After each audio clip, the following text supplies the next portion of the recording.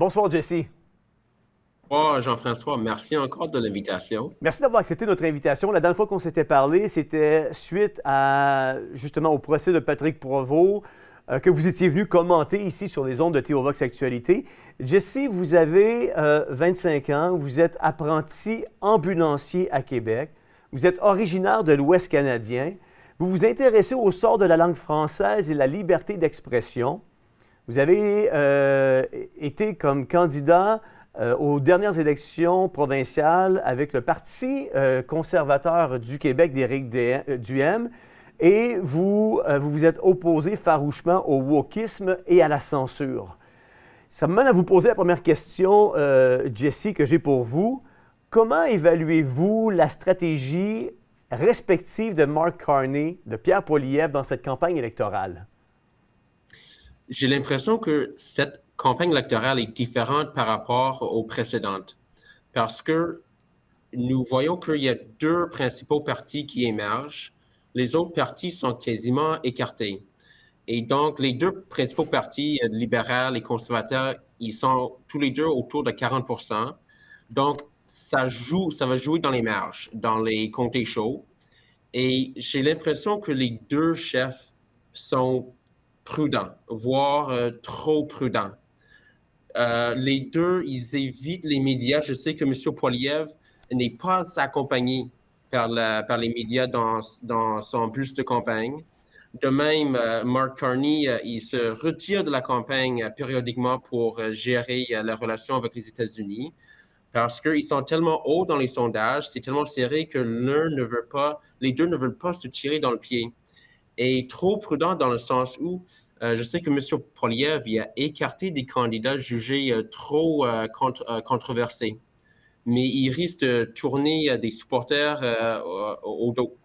Donc moi, ça me donne l'impression que les deux, ils hésitent à débattre des enjeux délicats parce que justement, c'est tellement serré que ils ont l'impression de toujours marcher sur les œufs. Donc, ça donne un débat très superficiel. Oui.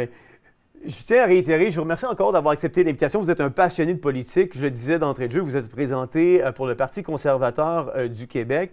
Quels sont, selon vous, les enjeux clés qui mobilisent les électeurs canadiens en ce moment? Les relations avec les États-Unis et le commerce international, ainsi que le coût de la vie. Mais les deux vont ensemble. Les deux vont ensemble. Je ne sais pas si tout le monde s'en rend compte, les deux vont ensemble. Mais lorsque le panier d'épicerie, lorsque le coût de l'épicerie augmente, c'est en directe relation avec notre commerce international. Et donc, la façon dont les deux, dont les partis proposent de gérer les relations internationales, je pense que ça va jouer dans le choix des électeurs. Et pour moi, nous vivons une situation très particulière. Notre relation avec les États-Unis n'a jamais été aussi fragilisée. Et donc, moi, je pense que c'est ça qui va jouer dans les urnes le 28 avril. Comment, Jesse, vous percevez l'impact de l'exclusion de Maxime Bernier des débats des chefs sur la diversité du discours politique? Jean-François, je suis outré. Outré parce que Maxime Bernier avait récolté 5% des votes aux dernières élections, 840 000 voix au total, et il méritait sa place au débat. Moi, je pense que il y a des électeurs qui ne saisissent pas l'ampleur de ce qui vient d'arriver. Moi, je veux faire un parallèle avec le confinement. Lors des rassemblements pour la liberté, j'ai vu beaucoup de manifestants, d'immigrants issus de l'Europe de l'Est, parce que eux, ils avaient vu les régimes totalitaires et ils avaient vécu les régimes totalitaires. Et je pense qu'il y a des Canadiens qui pensent que notre pays est à l'abri des dérives totalitaires, alors que c'est tout le contraire. Et j'ai beaucoup de respect pour le chef du Parti vert du Canada, parce qu'il a défendu la place de Maxime Bernier au débat des chefs. Et je pense que le chef du Parti vert s'est rendu compte qu'en défendant la liberté d'expression de Maxime Bernier, il défendait sa liberté d'expression à lui. Et finalement, plus tard, lui aussi a été écarté des débats des chefs. Et donc, ce qu'il faut comprendre, c'est que en défendant la liberté d'expression d'autrui, on défend notre propre liberté d'expression. Et je pense que malheureusement, nous sommes en droit de nous demander si nous vivons encore en démocratie. Parce que ce que j'ai vu, j'étais stupéfait. Oui, ouais, vous avez raison. Pensez-vous, Jesse, que les propositions des partis répondent adéquatement aux préoccupations des Canadiens? Pour revenir un peu à la face ou à la stratégie de campagne des deux principaux chefs, ils sont très prudents et ça me donne l'impression qu'ils se ressemblent de plus en plus. Ils ne veulent pas aller trop dans les extrêmes. On a écarté deux chefs de parti des débats des chefs.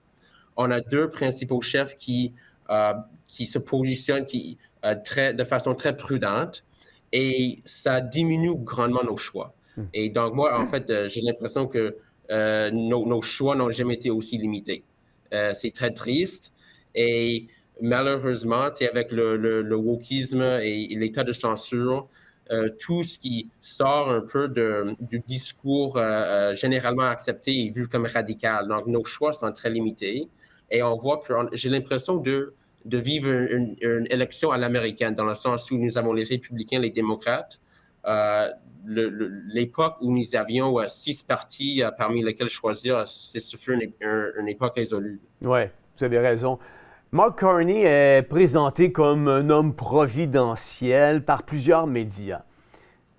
Vous, comment percevez-vous son profil et ses ambitions à M. Carney?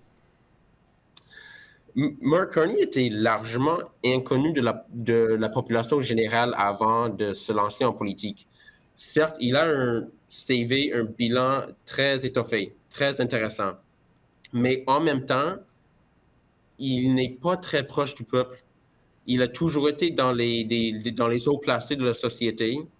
Et pour les gens issus des quartiers généraux, j'ai l'impression que Mark Carney ne comprend pas leur réalité. Il est trop loin de les préoccupations du commun des mortels. Et pour Mark Carney, il est mieux de faire attention à l'arrogance et de ne pas regarder de haut la population parce qu'il vient de l'élite. Et j'ai l'impression de plus en plus que la politique est inaccessible au commun des mortels parce que justement, il faut être dans l'entourage de l'élite. Et donc, oui, il a un CV étoffé, mais en même temps, est-ce qu'il est capable de saisir les préoccupations de monsieur et madame tout le monde? Ça, c'est une autre question. Oui. Oui, puis qui dit élite dit un narratif dominant, dit un agenda 2030, dit crise COVID, dit pandémie, dit manipulation de masse. Il y a plein de choses qui viennent avec l'élite. Donc, si on pense que le Canada est un pays qui est en train de glisser tranquillement vers un totalitarisme, avec Mark Carney, on va accentuer la vitesse de croisière pour sombrer dans un pays totalitarisme. Je crains que oui. Je crains que oui. Et Mark Carney, le Parti libéral, ils ont réussi à recruter des vedettes comme Carlos Letao, l'ancien maire de Vancouver. De même chose, Pierre Poilievre aussi écarte certains candidats. Encore une fois, je pense que ça donne l'impression que c'est tous la même gang. C'est tous la même gang qui se présente. Pierre Poilievre, il a sélectionné des anciens caquistes pour être candidat. Et ça donne l'impression que la politique canadienne est devenue une pièce de théâtre et donc est inaccessible au commun des mortels. Croyez-vous, Jesse, ou craignez-vous que l'arrivée de Carney au pouvoir pourrait signifier justement une accélération vers un Canada plus centralisé, technocratique, voire contrôlé, qui sombrerait dans un État un peu plus totalitaire? Notamment avec vous n'êtes peut-être pas sans savoir que Mark Carney a écrit un livre qui s'appelle Value. Puis quand on lit ce livre-là qui s'intitule Value, on voit la mise en place d'un crédit social vert en devenir à la chinoise. La même chose que ce qui se passe en Chine, mais sous justement l'effigie de changement climatique. Vous venez de m'apprendre quelque chose, Jean-François, mais je ne suis pas surpris. Déçu, mais pas surpris. Ça va être un petit peu la continuité de Justin Trudeau, je pense. Il essaie, tant bien que mal, de s'éloigner de Justin Trudeau, mais nous sombrons tranquillement pas vite dans le totalitarisme. Je pense que, par exemple, le passeport vaccinal était une façon de prendre le pouls de la population, de voir si un système de crédit social aurait pu marcher. Je pense que malheureusement, oui, ça aurait marché. En fait, les politologues en sciences politiques, ils utilisent un terme pour la hausse de popularité des politiciens en période de crise. C'est l'effet drapeau. George Bush Jr., au début des années 2000, s'en est très bien servi. On voit qu'à l'aube des élections, il était bas dans les sondages, donc il a envahi l'Afghanistan. Et sa cote de popularité a monté en flèche. Pendant la COVID-19, pendant le confinement, tous les politiciens confinés ont vu leur cote de popularité augmenter parce qu'ils étaient perçus comme quelqu'un qui protégeait la population. Et tous les dérives totalitaires, toutes les atteintes à nos libertés sont toujours faites sur la guise de la protection de la population. Et donc, malheureusement, non seulement un tel système aurait et serait toléré par la population, mais je crains que ça serait encouragé, favorisé. Et nous avons vu pendant le confinement que les gens dénonçaient leurs voisins. Donc, les prisonniers devenaient les gardiens de la prison. Et c'est pour ça que l'exclusion de Maxime Bernier, l'exclusion des débats des chefs, l'exclusion du chef du Parti vert, cette censure qui s'installe, ça laisse présager un très mauvais sort pour notre pays. Ouais. Vous savez, Donald Trump est président des États-Unis. Est-ce que ça vous inquiète de voir un président avec un fort leadership comme Donald Trump, président des États-Unis? Est-ce que vous pensez que ces politiques peuvent affecter le Canada? Honnêtement, Jean-François, je suis personnellement ambivalent envers le président Donald Trump. J'ai des craintes par rapport à lui et en même temps, j'ai du respect pour lui. J'ai du respect pour lui parce qu'en 2018, en 2020, je veux dire, il était le seul à s'opposer au confinement et je pense qu'il a sacrifié sa réélection à cause de ça. Mais aujourd'hui, je suis très déçu envers Donald Trump. Sa position très protectionniste nuit au Canada et nuit aux États-Unis. Et moi, ce qui m'inquiète, c'est moins Donald Trump, mais plus la réaction exagérée des politiciens au Canada face aux tarifs de Donald Trump. Je pense qu'imposer des tarifs réciproques, c'est la mauvaise chose à faire.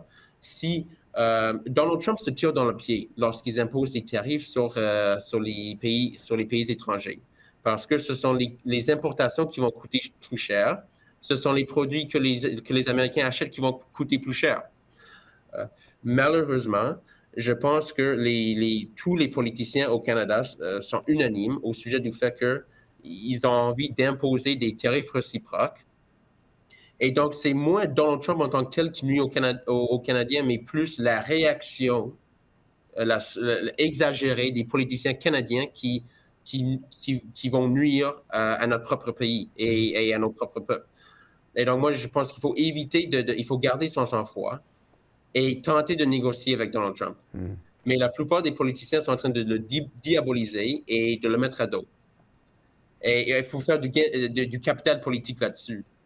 Et donc, j'espère que nous allons garder des relations commerciales avec les États-Unis. Ce sont nos voisins, c'est notre principal partenaire commercial. Oui.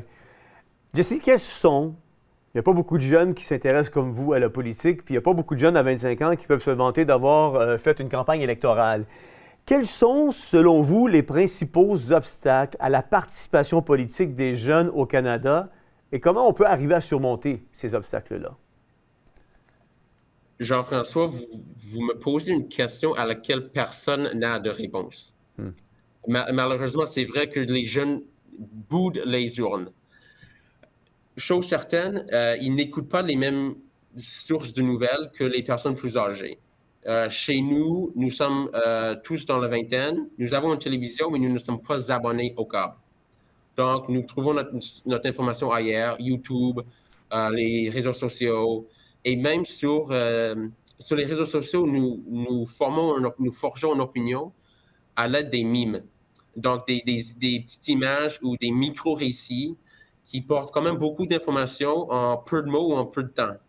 Et ça a joué une importante influence, un rôle important dans les élections de 2016 aux États-Unis. Et donc, la façon dont ils forgent une opinion est différente. Ce qui m'inquiète et votre invité avant moi me l'avait dit, c'est qu'au Canada, on a l'impression que notre vote ne sert à rien. Des fois, Maxime Bernier avait gagné 5% des votes, donc plus que le Parti vert, mais aucun siège. Il talonnait le parti, le Bloc québécois en termes de pourcentage. Le Bloc québécois qui avait gagné une trentaine de sièges, Maxime Bernier, aucun. Au niveau provincial, Parti conservateur du Québec, 530 000 votes, aucun siège. Donc, ça donne l'impression que ça ne sert à rien de voter, surtout en plus si les partis se ressemblent. Et donc, la façon de les encourager de voter, leur demander qu'est-ce qui les préoccupe, quels enjeux les tient à cœur, et leur rappeler que chaque vote compte, et surtout dans cette élection-ci, ça risque d'être serré, et notre droit de vote est sacré. Il y a des gens dans la péninsule coréenne qui risquent leur vie afin de traverser la frontière pour aller en Corée du Sud pour avoir le droit de vote. Aux années 80, à Berlin, il y a des gens qui faisaient la même chose pour franchir le mur de Berlin pour avoir le droit de vote. Et aujourd'hui, les gens le tiennent pour acquis, ils tiennent la démocratie pour acquis, et c'est pour ça que nous sombrons tranquillement, pas vite, dans le totalitarisme. Ouais. Comment expliquez-vous, Jesse, parce qu'il y a eu des sondages qui sont sortis dernièrement, où dans la plupart des tranches d'âge en dessous de 60 ans, donc je parlerai votre âge en montant jusqu'à 59 ans, les gens étaient beaucoup plus favorables à des politiques conservatrices qu'à des politiques libérales. Comment on explique, dans votre génération, un retour vers des politiques conservatrices? Les jeunes, souvent, ils ont envie d'être rebelles. Et aux années 60, c'était la gauche qui était vue comme rebelle. On pense notamment au mouvement hippie, le mouvement anticonservateur. Mais là, ce temps-ci, le conservatisme est devenu la contre-culture. Et nous avons vu aussi que pendant le confinement, entre autres, je sais qu'il y a beaucoup de gens qui ont changé d'opinion au moment du confinement. Ce sont les jeunes qui ont écopé. Ce sont les jeunes qui ont été confinés et qui n'ont pas pu faire les activités qu'ils faisaient avant. Ce sont principalement les jeunes qui payent pour les fonds de retraite auxquels ils n'auront jamais accès. Et ce sont les jeunes qui payent pour tous les frais de santé dont ils s'en servent très peu. Et donc, on dirait que j'ai l'impression que les jeunes sont eux qui ont plus écopé pendant le confinement. Et ce sont eux qui sont dans l'âge de travailler. Ce sont eux qui payent les impôts, mais qui n'en bénéficient pas. Malheureusement, encore une fois, ce sont les jeunes qui ne votent pas. Et donc, ce sont les personnes âgées qui tiennent les ficelles, on dirait. Mais ce que j'ai à dire aux personnes âgées, c'est que pendant le confinement, ce n'était pas amusant d'avoir 18 ans, mais ce n'était pas plus d'avoir 95 ans non plus. Les personnes âgées, ils ont besoin d'être en relation avec leurs proches. Ils ont besoin de stimuli sociaux. Ils ont besoin de sortir. Ils ont besoin de bouger. Et donc, j'ai l'impression que les personnes âgées ont été menées en bateau. On les a isolées, on les a coupées de leur entourage sous la guise de les protéger d'un virus. En réalité, on les a affaiblis. On sait que les maladies neurodégénératives comme l'Alzheimer et le Parkinson's s'accélèrent lorsqu'une personne âgée s'isole. Et donc, autant pour les jeunes que pour les personnes âgées, nous voulons une liberté individuelle. Ce n'est pas au gouvernement de nous protéger. Chaque fois que le gouvernement tente de nous protéger, en réalité, il restreint nos libertés. Et je pense qu'il y a des jeunes qui se rendent plus compte que c'est le gouvernement qui empiètent sur leur vie et qui essayent de tout contrôler et qui essayent de leur retirer leur autonomie. Ouais. Et donc, pour moi, c'est une question d'autonomie. Les jeunes, ils ont envie d'avoir une autonomie, de tracer leur propre vie. Oui. Vous parlez d'autonomie, Jesse, je vous entends bien. Vous parlez justement de l'aspect rebelle, de la contre-culture, etc. Vous semblez, votre génération, être prêt, justement, très, très, très conservateur par rapport à vos parents. Vous parlez d'une genre de rébellion, justement, contre-culture, etc. Mais comment vous expliquez que vous n'allez pas jusqu'au bout de ce que vous voudriez avoir en vous absentant d'aller voter lorsque le jour du scrutin est là? Mais dans les sondages, vous êtes là, on entend votre voix, on entend que vous voulez quelque chose, vous voulez renverser justement présentement les paradigmes qui sont forts ou un narratif dominant. Mais quand il s'agit de le traduire sur un bulletin de vote, pourquoi votre génération ne sort pas pour aller voter? C'est une question qui m'embête, c'est une question qui me frustre. Et encore une fois, peut-être parce qu'ils ont l'impression que voter, ça ne change rien. Ça pourrait être pour ça. Ça pourrait être, j'espère que ce n'est pas par paresse. Ça serait honteux si c'est par paresse, là. Mais si c'est à cause de ça, là, s'ils ne sont pas capables d'exercer leur droit de vote, qui est, je le rappelle, un droit sacré, là, j'ai quasiment envie de dire que nous méritons notre sort, alors. Ouais. Sinon, je suis sans mots. Ouais. Jesse, j'ai envie de vous poser comme dernière question ce soir, comment voyez-vous l'évolution du paysage politique canadien dans les prochaines années? Si les choses continuent comme elles le font en ce moment, nous allons voir de moins en moins nous allons avoir de moins en moins de choix politiques. Déjà, il y avait 2 partis qui ont été écartés des débats. Les 2 principaux partis, ils se ressemblent de plus en plus parce qu'ils sont hauts dans les sondages. Ils ne veulent pas trop prendre des risques. Et encore une fois, nous voyons que les politiciens sont... les voix dissidentes sont censurées. Et donc, je pense que notre démocratie est très malade.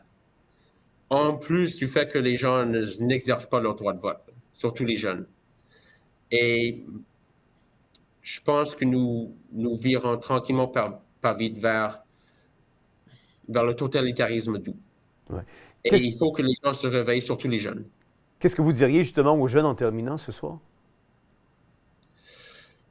Il ne faut rien tenir pour acquis. Nous vivons au Canada, nous sommes chanceux de vivre au Canada, mais nous ne sommes pas à l'abri du totalitarisme. Les gens issus de l'immigration, les gens immigrants de l'Asie, de l'Europe de l'Est peuvent nous le dire. Notre liberté est sacrée et il ne faut rien tenir pour acquis. Il faut aller voter. C'est un geste qui est facile à faire, mais qui a énormément d'importance. Et donc, nous avons en ce moment la chance de pouvoir voter. C'est notre devoir de citoyen de l'exercer. Merci beaucoup, Jesse, d'avoir été avec nous ce soir. Je vous souhaite de passer une belle fin de soirée. Merci à vous. À la prochaine. Vous savez, des jeunes, je trouve important d'avoir des jeunes à l'émission parce que je trouve important aussi de comprendre leur réflexion, leur raisonnement. Et c'est pour ça que j'ai invité Jesse pour être avec nous ce soir. Juste avant d'aller au prochain invité, je veux juste réitérer que le 7 juin prochain, nous avons aussi une conférence qui va se tenir à Montréal, au coin de la rue Lacordaire et de la rue Couture. Donc, boulevard Lacordaire et la rue Couture à Montréal, le 7 juin prochain, une conférence qui s'intitule « Dire entre les lignes ». Et Jesse le dit, il y a des choses qui se passent au niveau politique, il y a des changements de loi qui nous affectent, des changements de loi qui concernent notre liberté de religion, notre liberté d'expression. On va exposer le cours d'éducation à la sexualité, on va parler de la fenêtre d'Overton, on va parler de politique, il va y avoir différentes conférenciers qui vont être là. Ça va être 5 conférenciers. Ça commence à 10 h, ça finit à 17 h. C'est 40 $, c'est 8 $ la conférence. C'est pas cher. Une conférence de 40 minutes avec un 20 minutes de questions-réponses par la suite. Réservez cette date-là dans votre agenda. Appelez-nous au 450 TOVox ou écrivez-nous à info@tovox.tv. info@teovox.tv. Achetez votre billet immédiatement, les places vont vite. Ça se fait à Montréal, puis j'entends déjà des personnes qui disent à Montréal, il n'y a pas de stationnement. Oui, il y a du stationnement. Ou du stationnement gratuit pour environ 200-300 voitures. Donc, le stationnement n'est pas une excuse. C'est dans une belle salle, un bel amphithéâtre qu'on fait ça pour vous recevoir. Donc, réservez la date du 7 juin.